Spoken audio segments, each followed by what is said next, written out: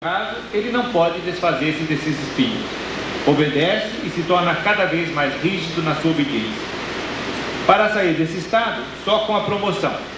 Quando é promovido, ele se desfaz nos outros dos seus aguilhões, as ordens. A disciplina secreta consiste no uso dos aguilhões, ordens armazenadas. Essa disciplina é responsável pelo fato de os exércitos mais poderosos do mundo terem seguido ordens e partidos totalitários, pelo menos até que vislumbrassem a derrota sem pestanejar. Estou cumprindo ordens. Sem tal frase, inexistiriam o fascismo, o nazismo, o stalinismo. O alto comando é o que menos recebe ordens, mas mesmo assim eles as recebem de quem possui autoridade para tal. Essa cadeia verticalizada de obediência, no caso dos soldados rasos, só explode mesmo nas situações de guerra onde o inimigo é disseminado, como nas guerras de guerrilha. Nestas horas, a solidariedade horizontal conta mais do que as ordens vindas de cima. Há um triste e bonito estudo de David Hansen, o modelo ocidental da guerra, que evidencia esse traço. Na vida comum, quando não há guerrilha do inimigo externo ou interno, o exército segue a disciplina e a ordem das promoções. Para que ambos existam, é preciso que a hierarquia e o próprio instituto militar tenham possibilidade de sobrevivência. É absurdo para um soldado que cumpriu ordens a vida toda e subiu até o posto de coronel ou general de brigada, imaginar que suas próprias ordens não serão obedecidas. Nesse caso, mesmo que o alto comando permita a insubordinação e mesmo que o comandante supremo, o presidente da República, assuma uma abertura democrática face ao exército, quebrando a ordem rígida e a disciplina, eles serão desobedecidos na suprema tentativa de restaurar a ordem comum com um golpe de Estado.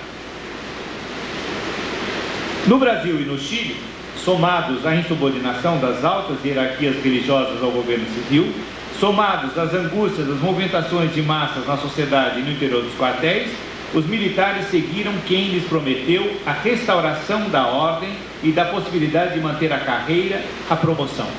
Na Argentina, o mesmo ocorreu. Quando a sociedade inteira, através de suas lideranças, não se sente ameaçada, os atos dos militares não encontram terreno até mesmo dentro do exército. Lembremos a tentativa de golpe na Espanha no início do regime democrático. Os golpistas ficaram sozinhos com seus revólveres no parlamento ameaçado. Todos se lembram daquela cena tragicômica. Um golpe militar, portanto, ocorre quando as tensões externas somam-se à angústia e às incertezas internas de manter toda uma existência baseada na disciplina, na hierarquia das ordens, na carreira, na promoção. Se olharmos o quadro social hoje, sobretudo no Brasil, não podemos ser otimistas em demasia. A inflação, supostamente vencida, retorna. O parlamento continua sua política mesquinha, o que o caracteriza desde sua origem. As massas tendem a se desvincular das lideranças institucionais, nos partidos ou na igreja. Basta notar que o MST, por exemplo, não tem mais aquela vinculação direta à pastoral da terra como tinha nos anos 70. As tensões crescem e atingem patamares insustentáveis. A guerra civil não declarada faz com que milhares sejam mortos nas lutas pelo tráfico de drogas e outros tráficos. Faltam verbas às Forças Armadas para garantir a promoção e uma carreira digna desse nome. Em certos quartéis, escasseia o dinheiro para o rancho dos soldados. Subir ao status de coronel é algo que ainda dá certo prestígio no interior da tropa, mas dados os salários parcos dos soldados e dos próprios oficiais inferiores, começam a ser minadas as protocondições as protocondições para um golpe de Estado na mente militar. Se os militares tentassem algo semelhante hoje, teriam apoio da população? Esta pergunta possui uma resposta tremenda. Eu confesso aos senhores que eu não ouso fazê-la a mim mesmo. Sobretudo depois do acontecimento de ontem. Sem querer de modo algum representar uma totalidade hermenêutica na compreensão do golpe de Estado de 64, podemos afirmar que foram decisivos o pânico e a insegurança sentidos nas duas maiores instituições da ordem no país, a espiritual, a Igreja Católica, e as Forças Armadas, com seu medo da fragmentação social. Nós temos então duas instituições baseadas na disciplina vertical, na hierarquia, e para que elas funcionem é necessário que a democracia se adapte o mais possível a esse desejo de ordem e de estabilidade. O golpe de Estado de 64, com tudo que se seguiu, é o resultado desse pânico diante da desordem. O que eu pergunto? No caso da universidade, a ideia de instituição vertical não funciona.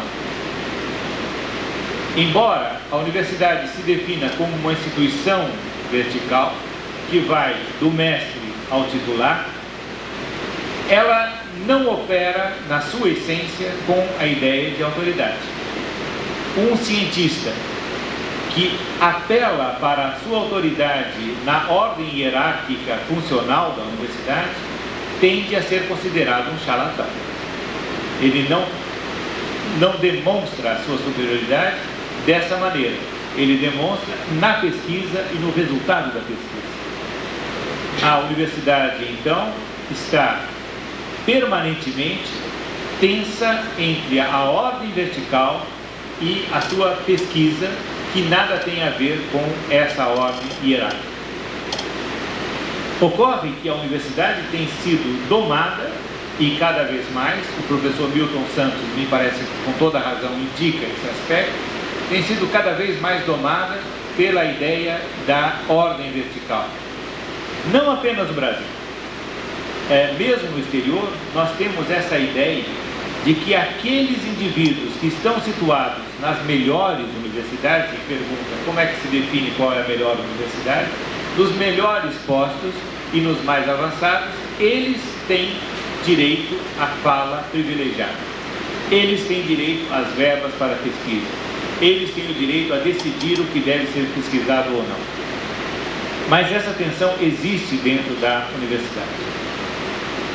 Aqueles que na universidade defendem a ideia de democracia, não raro confundem as duas ordens e imaginam estar retornando à essência da universidade, propondo que a universidade se defina, do ponto de vista burocrático político, como democracia simples.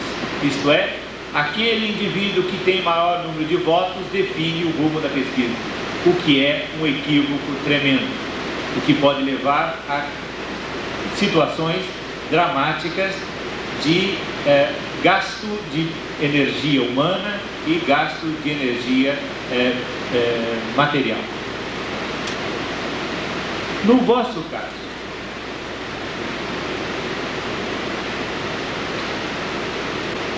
é alguma coisa que me preocupa também.